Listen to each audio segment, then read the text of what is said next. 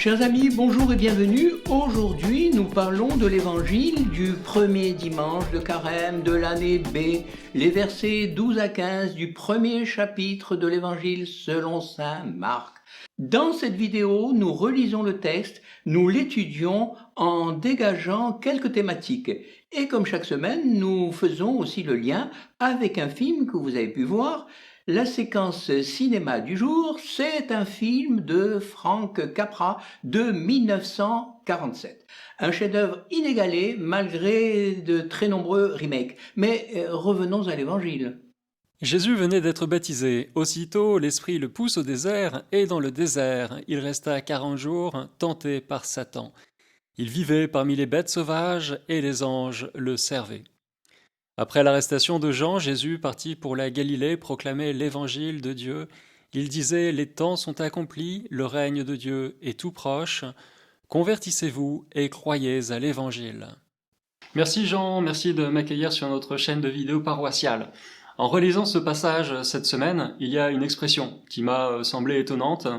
Jésus est poussé au désert après son baptême. La traduction, à mon avis, ne rend pas suffisamment la force du terme grec utilisé par l'évangéliste. Au lieu de dire « poussé », il vaudrait mieux dire que Jésus est chassé dans le désert, littéralement jeté dans le désert. Marc utilise la même expression pour désigner l'expulsion des démons. Et il est le seul parmi les évangélistes à utiliser ce mot dans le cadre des tentations de Jésus au désert. Mais Père Julien, est-ce que vous voulez dire que Jésus est chassé dans le désert à l'insu de son plein gré? Et pourquoi pas? Passer quelques jours dans le désert, ça va bien, on admire le paysage, les dénivelés impressionnants, on fait un bain de soleil sur les rivages de la mer Morte, mais y passer 40 jours, eh bien, ce n'est pas du tout la même chose, surtout quand on est confronté à Satan, assailli par des bêtes sauvages, et qu'on n'a rien à se mettre sous la dent. Donc j'imagine que Jésus a besoin d'une motivation particulière, d'un coup de pouce de l'Esprit Saint qu'il expédie manu militari dans le désert. Jésus n'a pas demandé à vivre cette épreuve du désert. De même, il n'a pas demandé à souffrir la passion. Rappelez-vous, à Gethsémani, Jésus a prié son Père en disant « Si c'est possible, que cette coupe passe loin de moi ». Et puis Jésus se ravise en disant « Cependant, non pas ma volonté, mais ta volonté ». Voilà pourquoi le terme est si fort. Jésus est poussé dans le désert, chassé vers les contrées arides de ce désert de Judée. Poussé, chassé ou jeté dans le désert, il me semble que ce verset renvoie à d'autres passages de la Bible. Cette expression renvoie à de grands événements de l'histoire sainte, et j'en ai noté 3, mais je pense qu'on pourrait en trouver davantage. Par exemple, Adam et Ève sont chassés du jardin d'Éden, et ils découvrent un monde hostile, peuplé de bêtes sauvages.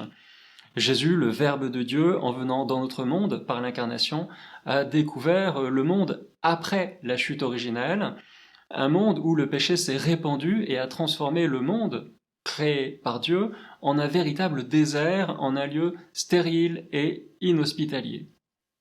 C'est la création qui est passée tout simplement sous la domination de Satan et de ses bêtes sauvages. Donc, si je comprends bien, en faisant l'expérience de ce désert, Jésus initie un mouvement, le retour vers le jardin d'Éden, vers le royaume de Dieu. Ce seront d'ailleurs les premiers mots de sa prédication, je cite.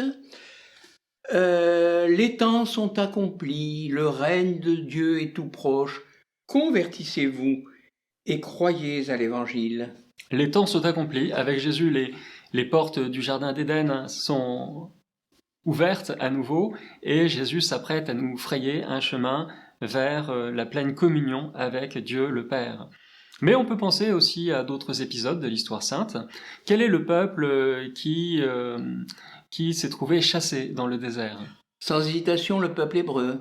Et par qui? Par Pharaon, bien sûr. Le Seigneur dit à Moïse, « Maintenant, tu vas voir ce que je vais faire à Pharaon. Contraint par une main forte, il les laissera partir. Contraint par une main forte, il les chassera de son pays. » Il les chassera de son pays. Alors on peut encore se souvenir de la façon dont le prophète Ézéchiel est soulevé et emmené par l'Esprit Saint pour se rendre auprès des exilés à Babylone ou auprès des habitants de Jérusalem. L'Esprit le chasse lui aussi dans le désert ou au-delà du désert pour rejoindre son peuple. c'est Ézéchiel au chapitre 3. Jésus chassé vers le désert par l'Esprit Saint, c'est une façon pour Marc de montrer que Jésus s'inscrit dans l'histoire de l'Alliance.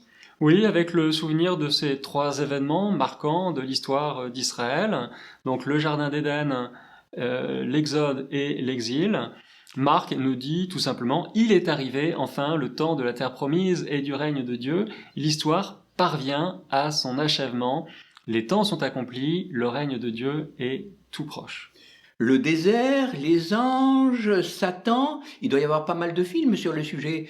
Alors lequel nous proposez-vous cette semaine pour notre Minute Cinéma? Alors je vous laisse deviner, vous allez trouver tout seul.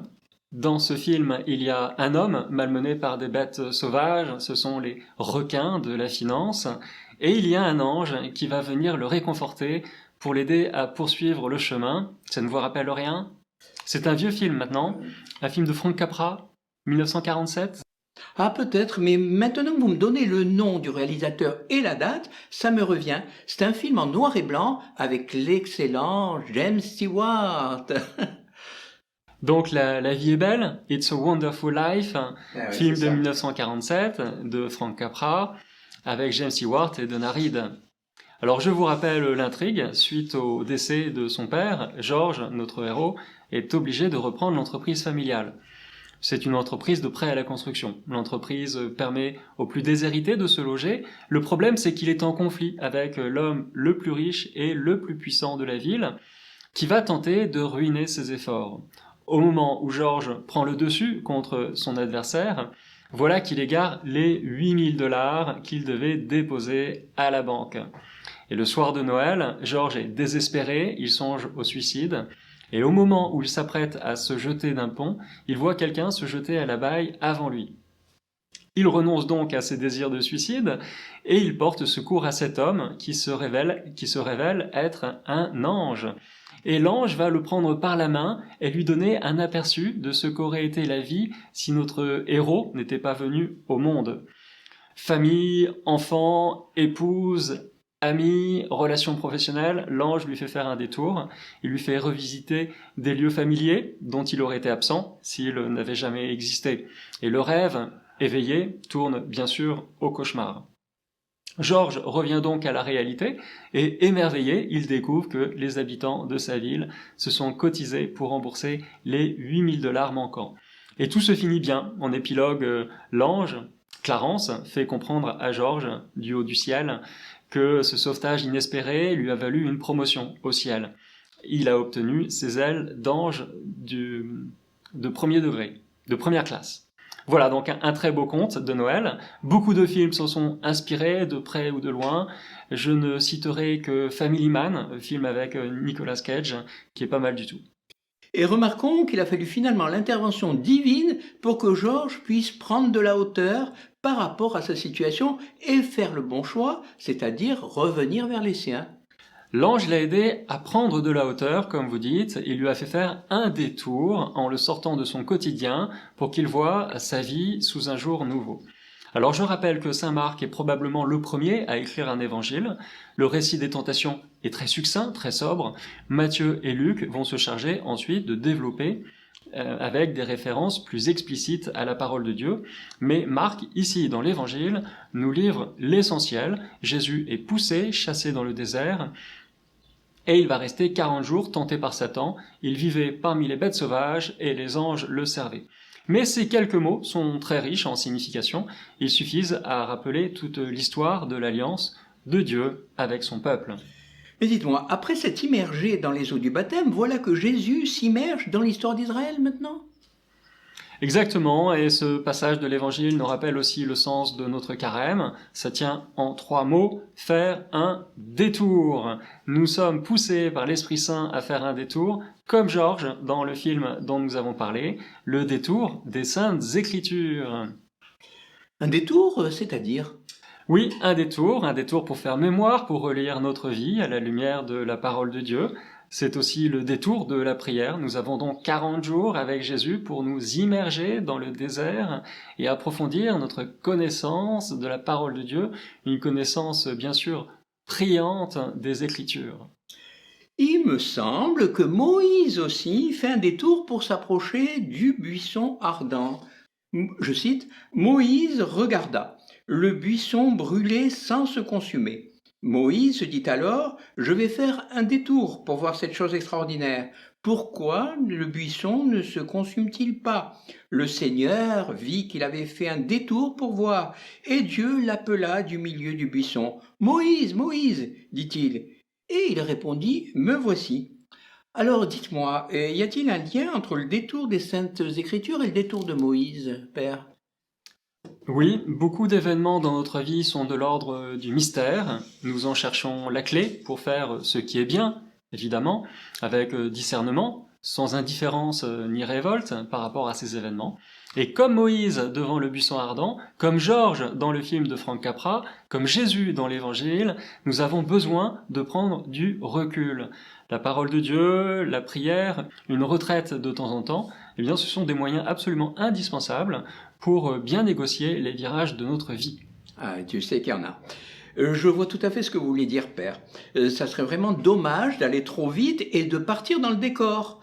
Je crois que vous savez maintenant ce que vous pouvez faire pendant ce carême, prendre un peu de recul, n'affrontez pas frontalement les événements difficiles de votre vie, mais accordez-vous un peu de temps pour faire un détour, le détour de la parole de Dieu, n'est-ce pas? Voilà. May your land be fruitful, que tu quaresma sea fecunda, que votre carême soit fécond. Chers amis internautes, merci d'avoir écouté cette vidéo jusqu'au bout. Pensez à liker, à vous abonner si ce n'est pas déjà fait. Plus bas, vous pouvez aussi écrire un commentaire, une suggestion, ça nous permettra de nous améliorer.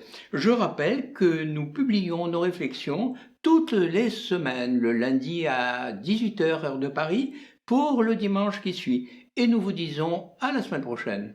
Merci Jean, à la semaine prochaine et bon carême. Également, Père.